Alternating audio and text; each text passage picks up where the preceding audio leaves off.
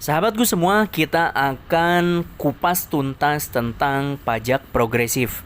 Bagaimana cara penghitungannya, berapa besarannya, provinsi mana saja yang kena, kita akan bahas. Silakan disimak.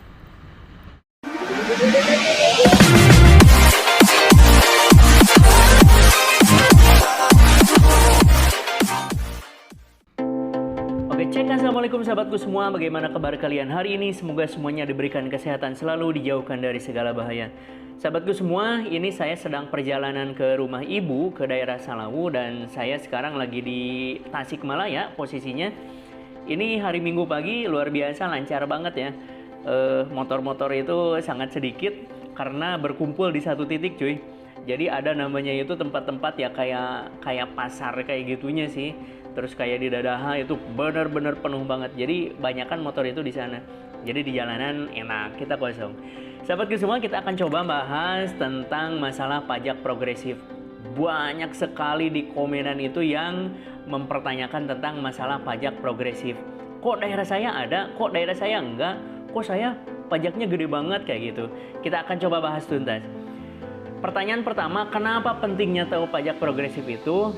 Yang pertama itu karena cuy, tiap daerah itu ternyata beda. Besaran pajaknya itu beda.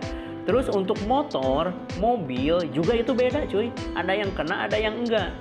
Terus ternyata dari sekian banyak provinsi di Indonesia itu hanya 8 cuy yang kena pajak progresif.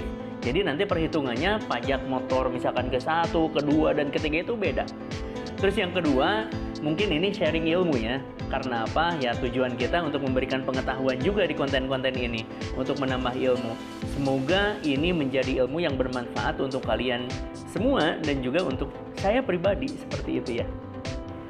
Oke sahabatku semua, kita akan bahas yang pertama itu adalah 8 provinsi yang mengenakan pajak progresif.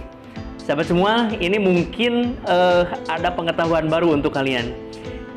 Jadi yang pertama itu adalah daerah istimewa Yogyakarta ya. Ini saya lihat di undang-undangnya itu mulai berlakunya dari 2011 ya.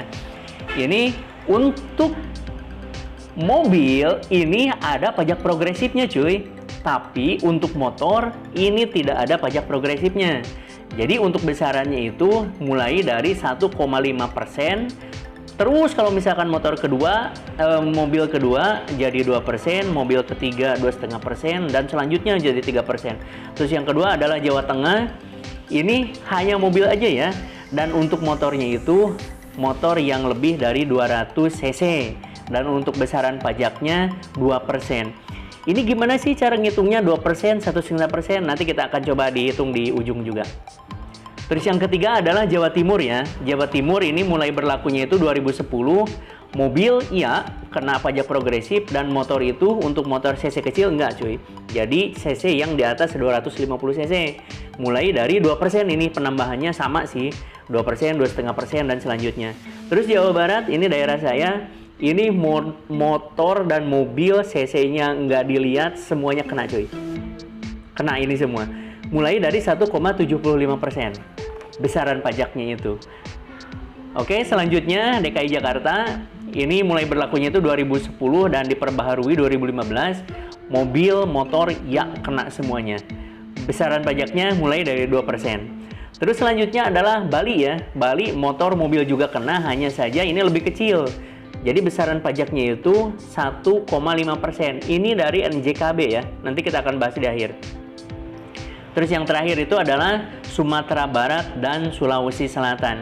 Ini penambahannya untuk Sumatera Barat itu 2% dari NJKB, terus 0,5 sampai dengan seterusnya.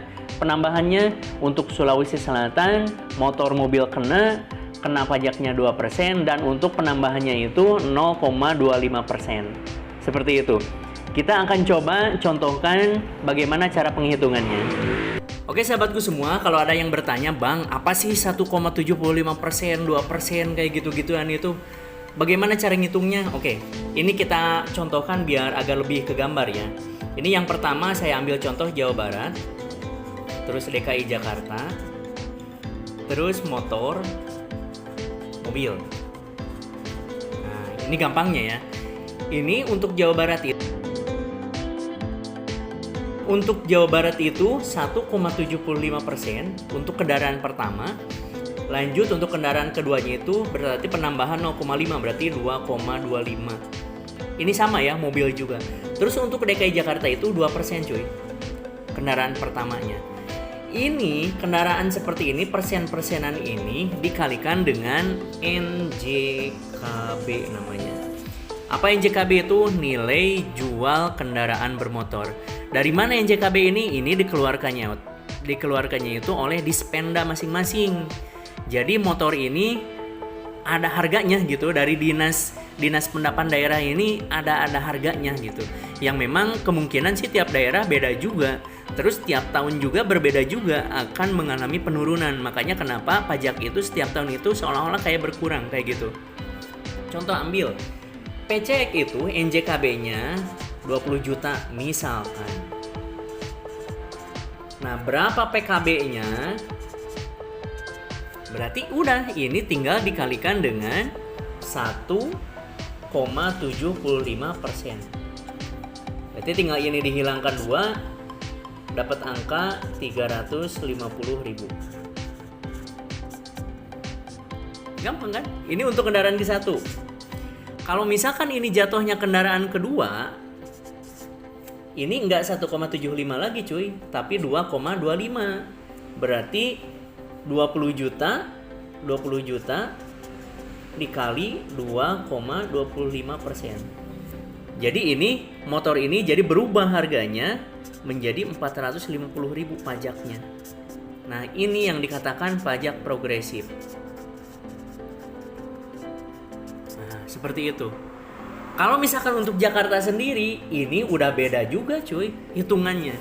Jakarta itu kalau misalkan di NJKB-nya 20 juta, ini udah pengalinya aja udah 2%. Jadi pajak kendaraan walaupun ini motor yang pertama, ini udah 400.000 cuy. Kelebih lagi kalau misalkan ini kendaraan kedua. Ini kan udah pasti nambah 0,5% untuk keduanya. Berarti 20 juta dikali 2,5%. Udah gope cuy. Nah kayak gini.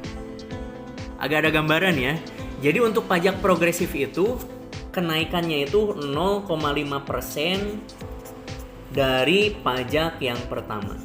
Seperti itu.